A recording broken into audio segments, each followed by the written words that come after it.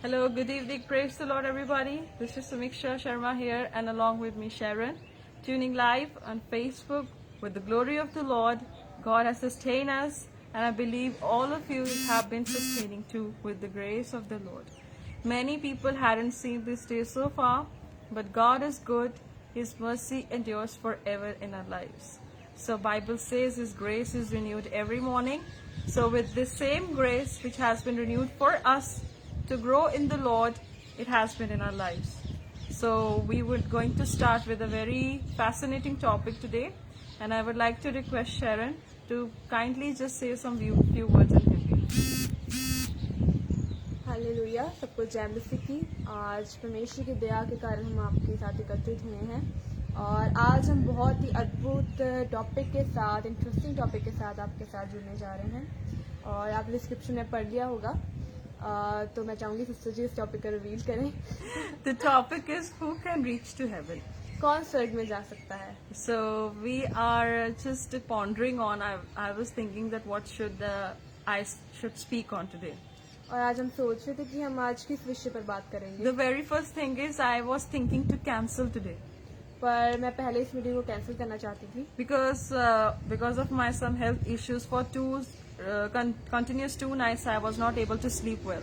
और मैं पिछले 2 रातों से सो नहीं पा रही थी Because it is so hot in India that you cannot just stand even outside too. क्योंकि यहाँ पे भारत में बहुत ज्यादा गर्मी है अभी इस टाइम, तो हम बाहर भी नहीं खड़े हो सकते। But Sharon said we have to do the work of the Lord. पर मैंने इनको बोला कि हमें खुदा का काम करना है So we have to work in any condition. और हमें किसी भी स्थिति में काम करना है। So I thought that God has given me this topic too in meeting when I was in church. और ये टॉपिक मैं जब आज चर्च में थी तब मुझे मिला था। When I was worshipping, it was my turn to worship today. और आज मेरी बारी थी कि आज वर्शिप करूं मैं। The Spirit of the Lord turns on a verse on Matthew 7:21, which we will read. और तभी अचानक उस वर्शिप के दौरान मेरे मन में आया कि इस आत्मा के अनुसार कि मैं इस वचन को पढूं जो है मत्ती उसका 7 अध्याय उसकी 21 आयत। And that the word that I spake during worship, that whoever does my will reach to heaven. और मैंने वर्शिप के दौरान इस आयत को बोला कि जो वो ही मुझ पर विश्वास करता है वो ही स्वर्ग में जाएगा, जो मेरे कदमों पर चलता है। And during evening, I was just was in terrace. I was just wandering on my terrace. और शाम को मैं अपनी छत पर घूम रही थी And then I was asking God, what should I speak on today? और मैं ये सोच रही थी कि आज मैं किस बारे में बोलूंगी। The God said me that same point, पर उसी समय खुदा ने उत्तर दिया that you have to speak on this. कि तुम्हें इस वर्ष पर बात करनी है आज। And Sharon gave me some another verse. और मैंने सिस्टर को एक अलग वर्ष दी थी But I thought that I have to study more on that, and then we will come on next Sunday for that. और फिर हमने ये डिस्कशन की कि हमें इस पर और सोचने की जरूरत है, इस वर्ष पर और स्टडी करने की जरूरत है, इसलिए हम अगले हफ्ते जो उससे अगले हफ्ते इस पर आएंगे। So please do watch this and be with us till the end. और इस वीडियो को आप देखें आखिर तक और दूसरों के साथ भी शेयर करें। And we will read the scripture Matthew 7:21. और हम वचनों में से पढ़ेंगे मत्ती उसी आयत को, मत्ती उसका 7 अध्याय उसकी 21 आयत। Not everyone who says to me, Lord, Lord, should enter the kingdom of heaven.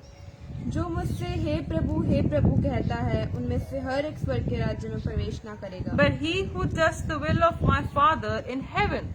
परंतु वही जो मेरे स्वर्गीय पिता की इच्छा पर चलता है। So see, Jesus said very clearly that not everyone will go to heaven. और देखिए प्रभु यीशु मसीह ने बड़े स्पष्ट तरीके से यहाँ पे बोला है कि हर एक जन स्वर्ग के राज्य में प्रवेश नहीं कर सकता। You had confessed Jesus as your Savior. और आपने प्रभु यीशु मसीह को अपना मुक्तिदाता ग्रहण किया You है say him Lord Jesus. और आप उसे कहते हैं प्रभु यीशु मसीह। And you just confess his name every day, every night, and in everything. और आप हर दिन उस नाम को पुकारते हैं, उस नाम की स्तुति करते हैं। And Jesus said, not everyone in the heaven will reach who every time says Lord, Lord. और इस प्रभु यीशु मसीह कहते हैं कि हर एक जन जो हे प्रभु कहता है वो स्वर्ग के राज्य में प्रवेश ना करेगा। Why? क्यों? What is the reason behind that Jesus said that not everyone who says Lord, Lord will reach to heaven? और इसके पीछे क्या कारण है प्रभु यीशु मसीह का ये कहने का कि जो हे प्रभु कोई भी कहता है तो वो हर एक जन उनमें से स्वर्ग के राज्य में प्रवेश नहीं कर सकता। And Bible says in John 1:1, word is God. और यूहन्ना की इंजील उसका 1 अध्याय उसकी पहली आयत में लिखा कि जो वचन है वो परमेश्वर है। If you just abide in the word, then you are making yourself in the will of Father. और अगर आप वचन में बने रहते हैं तो भी आप अपने आप को परमेश्वर की जो विल कह सकते हैं, परमेश्वर के आदर्शों पर, जो परमेश्वर की जो रास्ते हैं उन पर बना सकते हैं। In Psalms 138:2, Bible says God give priority to His word. और देख सकते हैं भजन संहिता उसका 138 चैप्टर उसकी दूसरी आयत में देख सकते हैं कि प्रभु अपने वचन को पहल देते हैं, उसको इम्पोर्टेंस देते हैं। He give His word more importance than His name. और खास बात देखने को वहाँ ये मिलती है कि प्रभु जो परमेश्वर है, जैसे हर सृष्टि की रचना की, उन्होंने अपने नाम से ज्यादा, खुद से ज्यादा अपने वचनों को पहल दी है। And Jesus Christ turned His, He turned, word was turned into flesh, and that means see the power of His word, that He Himself turned into flesh. और देखिए ये जो हमने अभी आपको भजन संहिता से वर्स बताई है वो देखो कैसे प्रूव होती है। जॉन में देख सकते हैं पहला अध्याय कि जो वचन है, जो शब्द है वो देहधारी हुआ, उसको कहते हैं, जो शारीरिक रूप में फ्लैश के देहधारी होकर हमारे बीच में वास किया प्रभु यीशु मसीह के रूप में। The invisible glory of word was revealed in transparency through Jesus. और जो शब्द की जो कह सकते हैं, जो वचन की जो प्रकाशन हुआ है, जो वचन दिखा है प्रभु यीशु मसीह के रूप में। And that is the point, He prioritized word of God. और यही वो कारण है कि क्यों प्रभु यीशु मसीह परमेश्वर अपने वचन को ज्यादा महत्व देते हैं। And today's generation lacks the word of the Lord. और जो आज के जो लोग हैं, आज की जो इस 21वीं सदी के लोग हैं, वो इस बात पे चूक जाते हैं। And that is the point, they are not rigid or having foundation in the word of the Lord. और जो उनकी नींव है वो मजबूत नहीं है प्रभु यीशु मसीह के वचनों And पर। that's why Jesus said, who everyone says Lord, Lord will not enter into heaven. और इसलिए प्रभु यीशु मसीह कहते हैं कि हर एक जन जो हे प्रभु कहता है, उनमें से सारे परमेश्वर के राज्य में, स्वर्ग के राज्य में प्रवेश नहीं कर सकते। And the one who walks in the will of Father will reach to heaven. और वही जा सकता है जो परमेश्वर की आज्ञा को मानता है। And that is the point, every day when you wake up, do you ask the will of Father? और देखिए आज हम इस बात पर बात करेंगे कि हर एक दिन जब आप उठते हैं तो क्या प्रभु की जो आज्ञा है, प्रभु की इच्छा को पूछते हैं उनसे। Whenever you wake up in the morning, it is God's will that you woke up. और आप हर सुबह उठते हैं, ये परमेश्वर की मर्जी है, परमेश्वर की इच्छा के अनुसार है कि आप हर एक नई सुबह देखते हैं। And every work you do is just because of the will of the Father. और जो भी कार्य आप करते हैं ये सब कुछ परमेश्वर की इच्छा के अनुसार होता है। And if He does every work in His will, you should not ask Him His will. और अगर वो हर एक कार्य जो आपके भी हैं और खुद के उनके भी हैं, वो अपनी मर्जी के अनुसार करते हैं, अपनी इच्छा के अनुसार करते हैं, तो क्या आपका इतना नहीं बन पड़ता कि आप उनकी इच्छा को और उनकी मर्जी को जांचें, पूछें। Yes, Jesus said that I have come to fulfill the will of my Father. और प्रभु यीशु मसीह कहते हैं कि मैं अपने पिता की इच्छा को पूरा करने के लिए धरती पर आया हूँ। And in Jesus' prayer it is said, your will be done as it is in heaven. और देखिए जो हम करते हैं, लॉर्ड्स प्रेयर करते हैं जो दी गई है, तो उसमें क्या लिखा है कि आपकी मर्जी पूरी हो परमेश्वर, As it is in heaven. जैसे स्वर्ग में पूरी होती है। What a marvelous God we serve. और देखिए कैसे अद्भुत परमेश्वर की हम अधीन हैं, उनकी सेवकाई करते हैं। You hadn't seen God. हमने किसी ने भी परमेश्वर को नहीं देखा। We have seen God through Jesus. और हमने परमेश्वर को प्रभु यीशु मसीह के जरिए से देखा। How we have seen Jesus? कैसे प्रभु यीशु मसीह को देखा? Through His word. वचनों के द्वारा हमने प्रभु यीशु मसीह को देखा। And how will you grow in this perishable world? और कैसे आप इस खत्म होते संसार में आगे बढ़ सकते हैं? With His word. इन वचनों के अनुसार। And that is the point why it is so important that you should meditate His word day and night. और देखिए क्यों ये जरूरी है कि आप दिन रात उसके वचनों पर ध्यान दें। Because your soul requires a diet.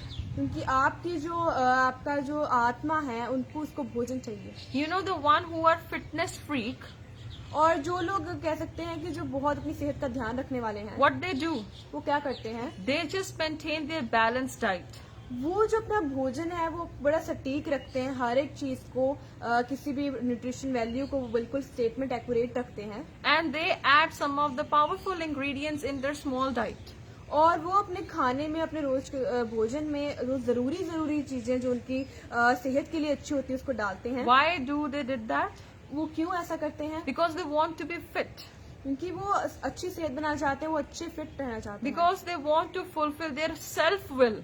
क्योंकि वो खुद की मर्जी को पूरा करने के लिए अपनी सेहत बनाते हैं। And that is the point, they want to do their own purpose, to be fulfilled. That's why they do these things. और उनका खुद का मकसद होता है कि उनको सेहत बनानी है, जो ऐसे करना है। See, my friends, they do a lot of efforts to keep themselves fit and to entertain themselves only. और देखिए वो कितनी मेहनत करते हैं खुद को फिट रहने के लिए, अपनी सेहत बनाने के लिए, और काफी कुछ करते हैं जो उनको नहीं भी पसंद होता, इतने एफर्ट्स डालते हैं वो। How much more we as believer have to do such efforts that we should be in His will. और देखिए जो लोग अपनी सेहत बनाना जानते हैं, जो करते हैं, वो सुबह उठते हैं, कई लोग जिम जाते हैं तो वो कितना कुछ करते हैं, अपने काफी चीजें मारते हैं, अपनी पसंदीदा चीजें छोड़ते हैं, कितने एफर्ट्स करते हैं, इतनी लगन से काम करते हैं। तो वही लगन हमें इसमें भी लगानी है जो आत्मिक भोजन है परमेश्वर का। Yes, and we will see one more verse in John chapter 15, verse 10 and 40. और हम एक और वचन देखेंगे यूहन्ना की अंजील उसका 15 अध्याय उसकी 10 और 14 आयत में। First, we will read 10 verse. पहले हम 10वीं आयत पढ़ेंगे। If you keep my commandments, यदि तुम मेरी आज्ञाओं को मानोगे you will abide in my love.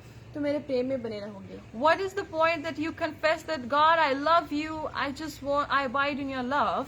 और कैसे आप इकरार कर सकते हैं कि प्रभु सचमुच मैं आपसे बहुत बेहद मोहब्बत करता हूँ, प्यार करता हूँ। Many people confess and profess that Lord, I love you with all of my heart. और बहुत सारे लोग ये ऐलान करते हैं, बोलते हैं कि प्रभु मैं सचमुच अपने दिल की गहराइयों से आपसे मोहब्बत करता हूँ, आपसे प्यार करता हूँ। But Jesus said, प्रभु यीशु मसीह कहते हैं if you obey my commandments, कि अगर तुम मेरी आज्ञाओं को मानोगे then you will abide in my love. तभी तुम मेरे प्रेम में बने रहोगे। And if His word will abide in you, और अगर उनकी इच्छा आप में बनी रहती है, then you will also able to love others because of His word which is in you. और उसी रीति से आप दूसरों के साथ भी प्रेम रख सकेंगे क्योंकि उनका वचन, परमेश्वर का वचन आप में बना रहता है। Because His word will kill your meaningful love. क्योंकि जो आपकी जो सेल्फलेस, जो आपके जो प्यार है जिसका कोई मतलब नहीं है, जो बेमतलब की जो चीजें हैं आपके अंदर, वो आपकी जो स्पिरिट को आप वो प्योर करता है, न्योचर करता है। And you love with the mean sometimes. और बहुत बारी जो कि जिन पर हमें नहीं मन लगाना चाहिए, हम उन चीजों पर मन लगाते हैं, तो वो प्रभु उसको साफ करके वो खुद को आपको अच्छा करते हैं। Sometimes you also love Jesus with the purpose. और कई बार आप किसी मकसद के दौरान, कभी और किसी चीज को सोचकर आप प्रभु से प्यार करते हैं। Sometimes you also love Jesus with the purpose that when it will be done, I will love Him. और देखो कई बार हम एक कंडीशन रखते हैं कि जब ये काम हो जाएगा तब मैं प्रभु से मोहब्बत करूंगा। That is not the relationship that Jesus has called you for making this. और इस रिश्ते के लिए, इस नाते के लिए प्रभु ने आपको नहीं बुलाया है। But Jesus said, प्रभु यीशु मसीह कहते हैं if you will obey my commandment. अगर तुम मेरी आज्ञा को मानोगे। There is a conditional model used if. और यहाँ पे एक चीज, इस शब्द का प्रयोग किया गया है, इफ, अगर। Then it will be done. वो चीज जो अगर यूज किया गया, शब्द यूज किया गया जिस पर हमने बात की गई है कि अगर, तो फिर वो होगा, अगर ये चीज होगी तो फिर वो होगा। That is the point. Jesus said, who will walk in my Father's will, he will reach to और heaven. यहाँ पे वो कंडीशन क्या है कि अगर आप मेरी पिता की इच्छा के अनुसार चलोगे तभी मेरे प्यार में बने रहोगे। And if you will walk in my will, you can reach to heaven. और अगर तुम मेरी आज्ञा को मानोगे तभी तुम स्वर्ग के राज्य में प्रवेश कर सकते हो। Because there was an English song which we used to sing in Sunday school. और देखिए हम अपने संडे स्कूल में एक अंग्रेजी गाना गाते होते थे That obedience is the best way to show your faith. कि जो आज्ञाकारिता है वो सबसे सटीक रास्ता है, सबसे अच्छा बेस्ट वे है जिससे आप अपने प्यार को प्रभु को दिखा सकते हैं। And that is the point. We show our faith. We show our point that we agree with the God's word. और देखिए हम अपने विश्वास के साथ वचनों को जाहिर करते हैं कि हाँ हम प्रभु के वचनों में बने रहते हैं। God didn't prioritize sacrifices, worship and everything, but God prioritized His word. और देखिए प्रभु यीशु मसीह ने ना वर्शिप को, जो कह सकते हैं जो हम प्रभु की महिमा के लिए भजन गाते हैं, और ना किसी और चीज को महत्व दिए, बल्कि प्रभु ने वचन को महत्वता दी And है। that's why God says obedience is better than sacrifice. sacrifice. इससे प्रभु कहते हैं कि बलियों से ज्यादा, सेक्रीफाइस के ज्यादा मुझे तुम पसंद हो, तुम्हारा वचन में चलना, आज्ञाकारिता पसंद है। Yes, in Hosea chapter 6 verse 6 says, I want that my people should know me more than sacrifices. और होशे उसका 6 10 की 6 में लिखा कि मैं चाहता हूँ, यहोवा कहता है कि मैं चाहता हूँ कि जो मेरे लोग हैं वो मुझे बलियों से अधिक जाने। Why you walking with God? क्यों आप परमेश्वर के साथ चल With रहे the हैं? purpose?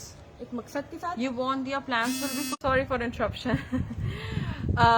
If you want to fulfill your purpose, I want to say your purpose to reach heaven will not be fulfilled. और देखिए, आप अगर किसी मकसद के साथ प्रभु के पीछे चल रहे हैं तो वो देखिए आप स्वर्गीय राज्य में प्रवेश नहीं कर सकते। And 14 verse says, और 14वीं आयत में यूं लिखा है, You are my friends if you do whatever I command you.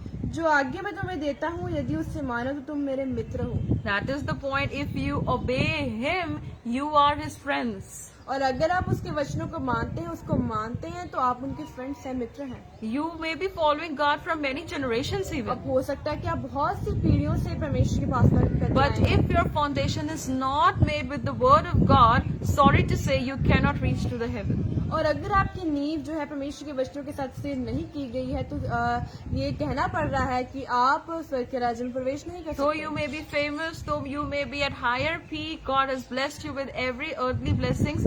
But most important is, if you get everything or not, still you have to walk with God. लेकिन इससे फर्क नहीं पड़ता कि आपकी वैल्यू क्या है, संसार में आपको कितना कुछ मिला हुआ है, आपके कितने पोजेशंस हैं, कितनी चीजें हैं इस काम करने के लिए। अगर आप बहुत आश्रित हैं धरती की चीजों के साथ, फिर भी ये नहीं कहा जा सकता कि आप स्वर्ग के राज्य में प्रवेश करेंगे ही करेंगे। And we will see one more verse, then we will wind up. और हम एक आखिरी आयत पढ़ेंगे, फिर हम इस वीडियो को Isaiah chapter 29 verse 13. यशायाह उसका 29 अध्याय उसकी 13वीं आयत।